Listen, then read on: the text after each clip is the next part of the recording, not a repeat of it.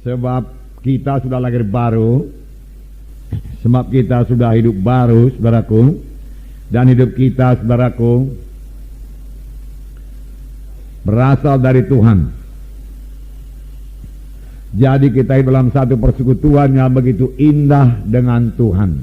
Persekutuan kita itu, saudaraku, sebagai pohon anggur dengan carang-carang anggur. Ini tertulis dalam Yohanes 15 ayat 4 sampai 5. Ini dikatakan, saya membacakan kepada saudara, Yohanes 15 ayat 4 sampai 5. Setiap ranting, ayat 4, tinggallah di dalam aku dan aku dalam kamu.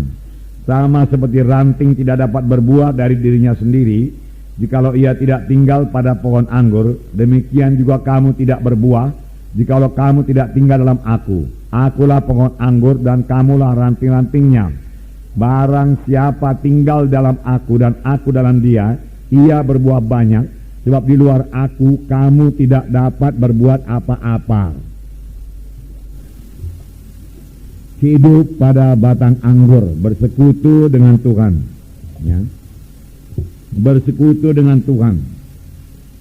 Jangan lupa, saudaraku, pada waktu carang-carang itu tetap pada batang anggur, disitulah kuasa Tuhan mengalir. Disitulah zat-zat daripada batang itu mengalir kepada carang-carang, sehingga carang bisa berbuah. Demikian juga kita, kalau kita tetap pada batang anggur itu, kita bisa berbuah. Bersekutu erat dengan Tuhan selama kita di dunia ini. Persekutuan yang erat dengan mematuhi Tuhan. Nah, ini yang kita baca pada hari ini. Maka akan terjadi satu gaya hidup yang baru. Gaya hidup anak-anak Tuhan. Gaya hidup anak-anak terang. Yang lain daripada gaya hidup orang dunia ini. Jadi ada orang dunia di satu pihak, berlaku ada anak-anak Tuhan. Orang dunia akan hidup menurut dunia. Anak-anak Tuhan ini berlaku akan hidup menurut jalan Tuhan. Dalam satu hidup yang baru. Hidup yang lain daripada hidup orang dunia ini.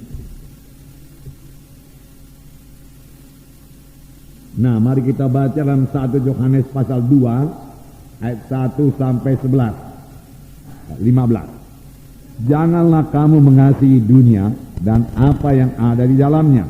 Jikalau orang mengasihi dunia, maka kasih akan Bapa tidak ada dalam orang itu. Sebab semua yang ada di dalam dunia, yaitu keinginan daging dan keinginan mata serta keangkuhan hidup, bukanlah berasal dari Bapa, melainkan dari dunia. Dan dunia ini sedang lenyap dengan keinginannya, tetapi orang yang melakukan kehendak Allah hidup selama-lamanya. Nah, tetap hidup selama-lamanya. Puji Tuhan. Dunia ini sedang lenyap. Maksudnya sistem hidup dunia ini, sistem hidup berdosa sedang lenyap. Jadi di sini kita melihat gaya hidup yang baru yang harus dihidupi oleh anak-anak Tuhan setelah dia lahir baru. Pertama dikatakan di sini, anak-anak Tuhan ini kutuliskan kepada kamu supaya kamu jangan berbuat dosa. Jangan berbuat dosa.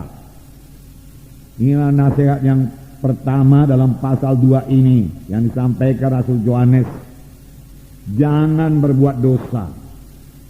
Anak Tuhan yang sudah lahir baru dapat menang atas dosa. Bisa menang atas dosa. Kalau dia menetapkan hati untuk tidak berdosa, dia pasti berkemenangan. Sebab dia bukan hamba dosa lagi. Dia hamba kebenaran. Tetapi bukan berarti anak-anak Tuhan yang sudah lahir baru penuh Roh Kudus tidak bisa berbuat dosa. Dia tetap bisa berbuat dosa. Bahkan bisa murtad. Murtad artinya meninggalkan jalan Tuhan terang-terangan dan melawan Tuhan. Dan melakukan hal-hal yang keji, yang najis. Sesudah dia selamat. Bisa. Bisakah itu terjadi? Bisa.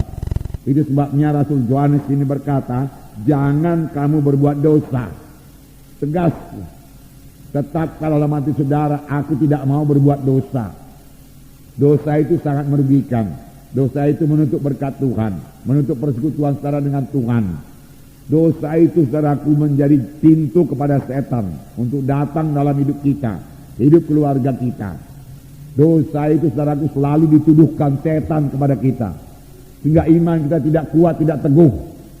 Oleh sebab itu jangan mau berdosa. Amin saudara. Jangan mau berdosa. Jangan mau berdosa. Jadilah seperti Yusuf saudaraku dalam perjanjian lama, yang dengan tegas berkata tidak, ya, tidak mau dia berbuat dosa. Roma pasal 6 ayat 14. Saya bacakan pada saudara. Sebab kamu tidak akan dikuasai lagi oleh dosa, karena kamu tidak berada di bawah hukum Taurat, tetapi di bawah kasih karunia.